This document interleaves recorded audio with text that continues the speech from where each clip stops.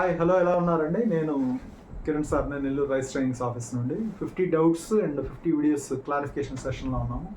We are and day 10 now. ఈ doubt ఏంటంటే, ఇది ఫార్మసీ స్టూడెంట్స్ అడుగుతున్న డౌట్. బీఫామ్ తర్వాత ఏ బ్రాంచ్ చూస్ చేసుకోవాలి?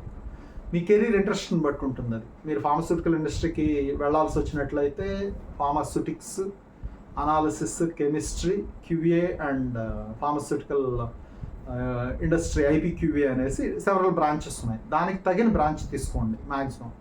లేదు సార్ మాకు ఎక్కువ ఇట్లా IT side, life sciences, health care side వెళ్ళాలనుకుంటున్నాము, విజిలెన్స్, సిడిఎం సైడ్ అంటే క్లినికల్ డేటా మేనేజ్మెంట్ ఇలాంటి రిలేటెడ్ అయితే clinical pharmacy, pharmacology, clinical background ఉన్న సబ్జెక్ట్స్ తీసుకోండి.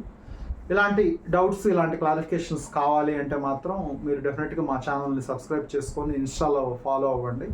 And you can always call me on 799310 and 7993. We are always there to help you. Thank you so much. Thank you, Andy.